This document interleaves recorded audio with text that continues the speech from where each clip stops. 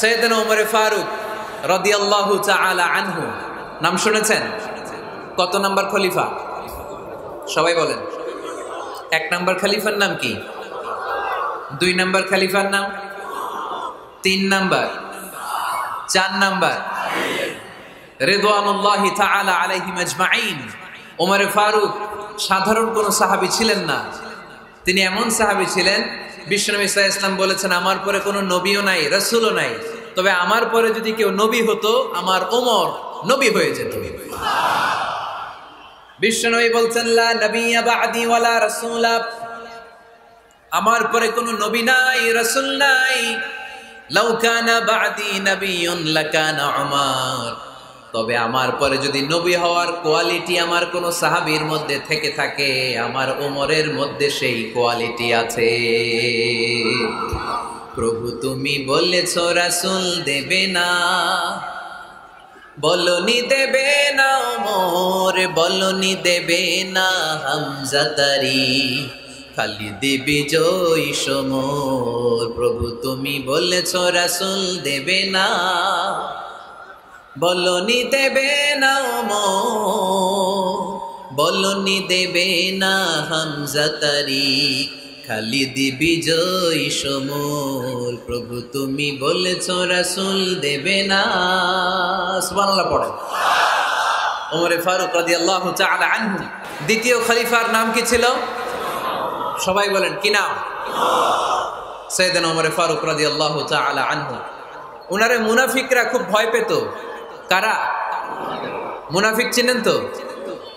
ভিতরে এক বাইরে আরেক, তার নাম?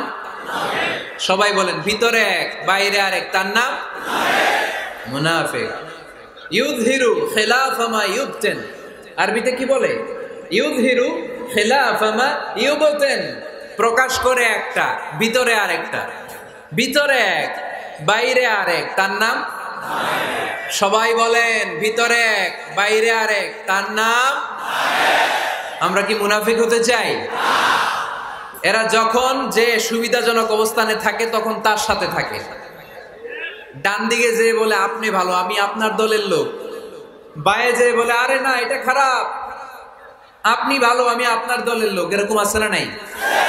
যখন যে ক্ষমতায় তখন তারে তেল মারে, যেদিকে বৃষ্টি আর তুফান ওইদিকে ছাতা ধরে, আছে না নাই? বাংলাদেশে একটা গান চলছিল কিছুদিন, শুনতাম, মধু হই হই বিষ হাবাইলা। সূরাতুল মুনাফিকুনের তাফসীর বোঝানোর জন্য এটা আমার জন্য খুব সহজ ছিল।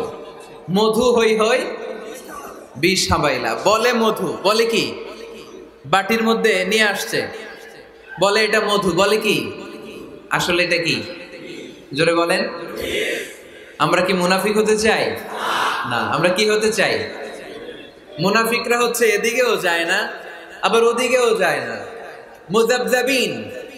They all the time long in dilemma. They don't know where to go. They don't know where to proceed. কোন দিকে যাবে জানে না, ডানেও না বায়েও না, নেহি এদার নেহি ওদার, দরমিয়ান মে সাদার বাদার। এরকম আছে না? উপর দিয়ে ফিটফাট, ভিতর দিয়া সদরঘাট। সদরঘাট এখনো ফিটফাট হয় নাই। তো এই মুনাফিকের অবস্থা হচ্ছে উপরে ফিটফাট, ভিতরে সদরঘাট। আমরা কি মুনাফিক হতে চাই? কি হতে চাই? মুমিন হতে চাই। এই মুনাফিকের দলগুলো মদিনাতুল মুনাওয়ারাতে ওমর ফারুককে খুব ভয় পেত। ওমর ফারুককে দেখলে তারা থারথার করে কাঁপতো। শুধু মুনাফিকরাই নয়, খোদ ইবলিস শয়তানও সাইয়েদনা ওমর ফারুককে দেখলে ভয় পেত। আমরা আমাদের ছেলে মেয়েদেরকে যদি খাবার না খায় আমরা কি বলি? আম্মু খাবার খাও। কি আসবে? ভূত আসবে, বিড়াল আসবে, বাঘ আসবে। এগুলো গাজীপুরে বলে না বোধহয়।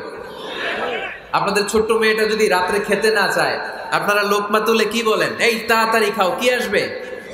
ভূত। ভূত আসবে। তো মদিনার সমাজে মদিনার ছোট্ট কচি কাঁচা সোনারমণিরাও রাতে খেতে চাইতো না। মদিনাতুল মুনাওয়ারার মায়েরা রাত্রিবেলা খাবার নিয়ে বাচ্চাদেরকে বলতো, মা তাড়াতাড়ি খাও, হা হুয়া ইয়াতি উমর, ওই যে উমর আসতেছে। উমর ইসলামের দ্বিতীয় খলিফা। আশাদ্দুহুম ফি আমরিল্লাহি উমর, আল্লাহর জমিনে আল্লাহর দ্বীন বাস্তবায়নের জন্য সবচেয়ে শক্তিশালী ছিল ওমর। চিল্লায় পড়েন সুবহানাল্লাহ।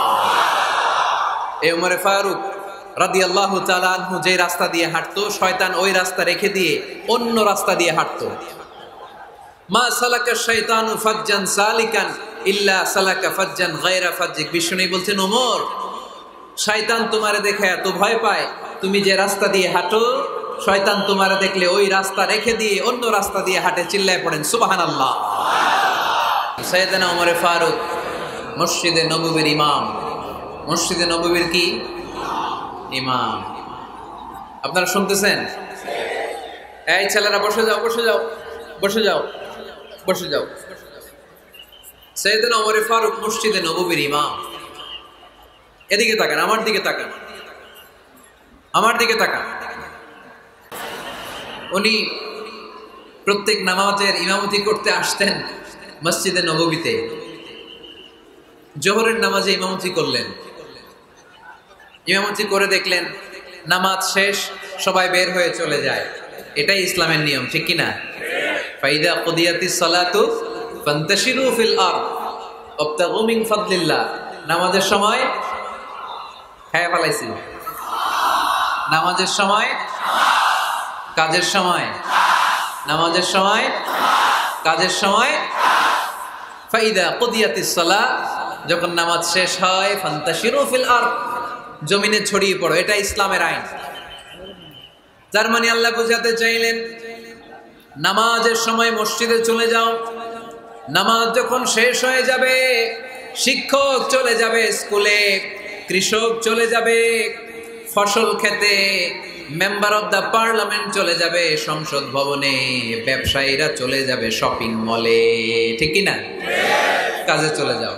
ওমর ফারুক নামাজের ইমামতি করিয়ে নামাজ শেষ করলেন। সবাই চলে গেল। ইয়ামান দেশ থেকে আসা কিছু লোক গোল হয়ে বসে আছে, জিকির আজকার করে, ইবাদত করে। এরা যায় না। এরা কি করে না? যায় না। আসরের নামাজে সাইয়েদনা ওমর ফারুক রাদিয়াল্লাহু তাআলা আনহু নামাজের ইমামতি করলেন। নামাজ শেষ, সবাই চলে যায়, এরা যায় না। মাগরিবের নামাজের পরেও এরা যায় না। এশার সালাতের পরেও এরা যায় না। এশার পরে উনি ধরলেন, মা বালুকুম মা খাতবুকুম, হোয়াটস রং উইথ ইউ ম্যান? তোমাদের কি সমস্যা? জোহর, আসর, মাগরিব, এশা প্রত্যেক সালাতের পরে সবাই যার যার কাজে চলে যায়, তোমরা যে যাও না? বাড়ি কই? বলি ইয়ামান। তো বসে থাকো কেন? কি করো? কই জিকির করি। কি করি? কি করি? জিকির আজকার করি, তাসবিহ তাহলিল করি, ইবাদত করি। তো তোমরা যে যাও না, তোমাদের খাবার দেয় কে? খাবারের ব্যবস্থা হয় কোত্থেকে? তারা বলল, আমাদের জিকির দেখে, আমাদের বুজুর্গি দেখে আশেপাশের লোকেরা পাতিল ভরে খাবার নিয়ে আসে, ওই খাবার আমরা খাই। নাহনু আল মুতাওয়াক্কিলুনা আলাল্লাহ, আমরা আল্লাহর উপর তাওয়াক্কুল করে এখানে বসে থাকি। ওমর ফারুক বললেন, সর্বনাশ, তোমরা যদি মুতাওয়াক্কিলুনা আলাল্লাহ হও তাহলে কেমনে হবে? তোমরা তো মুতাওয়াক্কিলুনা আলাল্লাহ নাও, তোমরা হচ্ছে আল মুতাওয়াক্কিলুন বা'দুকুম আলা বা'দ, আল্লাহর উপর তাওয়াক্কুলকারী নয়। তোমরা যারা পাতিলের মধ্যে করে খাবার নিয়ে আসে তাদের উপর তাওয়াক্কুল করে বসে আছো, ঠিক কি না? তোমাদের জিকিরও চলে, আবার মাথায় টেনশনও চলে, পাতিল কি ছোট আসবে না বড় আসবে, খাবারে আমার ভাগেরটা থাকবে কি থাকবে না, টেনশন আছে না নাই? কারণ অন্যের উপর নির্ভরশীল, নিজেরা রান্না করে নাই, নিজে তো বাজার করে নাই, নিজের তো অ্যারেঞ্জমেন্ট বলতে কিছু নাই, আরেকজন যা দিয়ে যাবে ওইটা খাবে। ওমর ফারুক বুঝালেন, আরে বোকা, এটারে তাওয়াক্কুল বলে না। তোমার সাধ্যে যতটুকু আছে তার সবটুকুন করার পরে তুমি তাওয়াক্কুল করবে একজনের উপর, তিনি কে?